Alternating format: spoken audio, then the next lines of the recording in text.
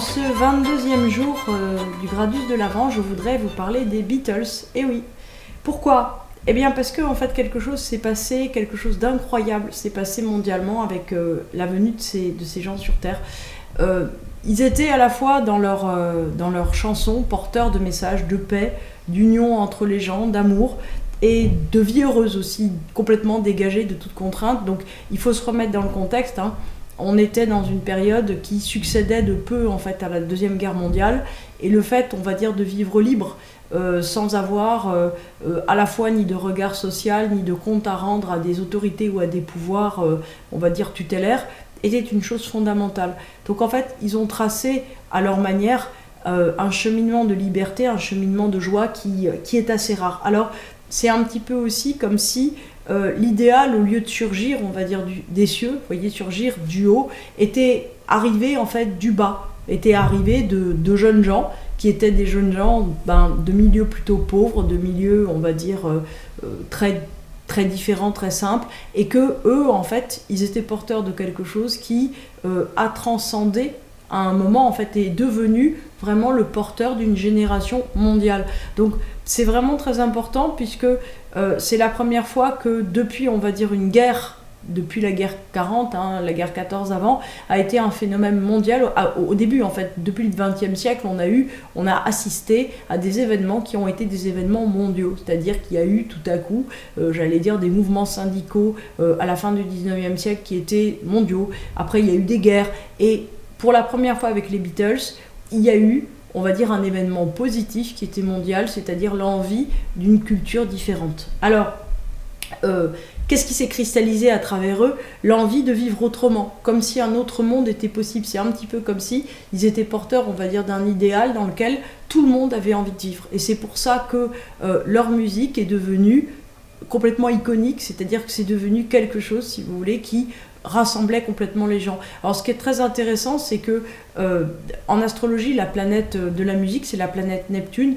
Donc ce qui veut dire, si vous voulez, qu'il y a eu une dimension, on va dire, de partage, d'union complètement mystique à travers leur musique, qui est une musique qui est très simple, j'allais dire, musicalement, en même temps aussi simple, j'allais dire, que Mozart, et en même temps, j'allais dire, très, très pure dans les messages qu'elle porte, qui sont toujours des messages, j'ai envie de vous dire, soit, j'allais dire, de recherche de paix, d'espoir, d'amour, d'harmonie universelle.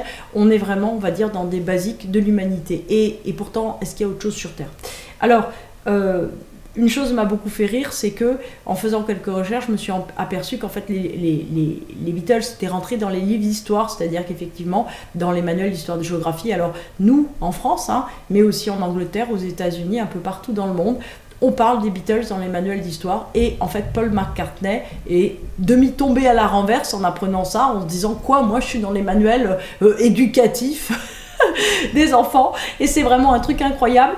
Surtout que c'était totalement, d'une certaine façon, contre nature par rapport à ce qu'ils souhaitaient, puisque justement, en fait, ils n'avaient pas du tout envie, en fait, de faire date et d'être classés, comme, j'allais dire, des livres, vous voyez, dans une bibliothèque avec moultes araignées autour. Eux, ce qu'ils avaient envie, c'est de voir la naissance, on va dire, d'un monde complètement différent. Et effectivement, pour ce volet, donc, c'est un peu raté. Alors, et encore, peut-être que d'une certaine façon, il y a un esprit qui continue de circuler, qui continue de passer à travers une envie, on va dire, de libération plus grande, notamment, j'allais dire, des conformismes sociaux.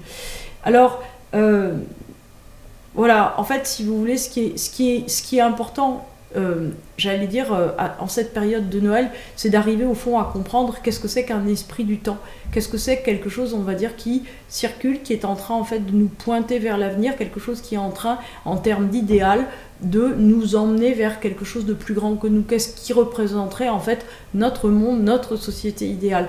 Pour les Beatles, c'était très clair, c'est-à-dire que c'était un monde qui était contre celui de leurs parents, contre celui des devoirs, de la responsabilité, aussi un monde qui était, même s'ils ont gagné beaucoup d'argent, un monde contre, en tout cas, la loi de l'argent primant sur celle des gens. L'argent était là pour s'amuser, et contre la guerre aussi, ce qui est une chose très très importante. Alors, je vous ai sorti bien sûr quelques citations des Beatles, donc on y va. Si tout le monde voulait la paix, plus qu'un nouveau set TV cinéma, elle serait là depuis longtemps. J'ai adoré. Et c'est vrai que, en fait, ça me fait penser à une chose que dit Eckhart Tolle aussi, c'est-à-dire que si, dans une situation, quelle que soit cette situation, quel que soit le conflit intérieur ou extérieur dans lequel vous êtes, quelle que soit la difficulté, si en fait la chose numéro 1 que vous voulez avoir, c'est la paix, plus que la chose que vous voulez avoir, même si c'est une chose qui est compliquée d'une certaine manière ou très importante pour vous, c'est très très libératoire. Puisque en installant cet état de paix à l'intérieur de vous, d'une certaine façon, vous faites descendre complètement la pression dont vous êtes porteur pour, j'allais dire, d'une certaine façon, replacer ce désir dans votre existence en entier. Une autre citation. La réalité laisse beaucoup de place à l'imagination.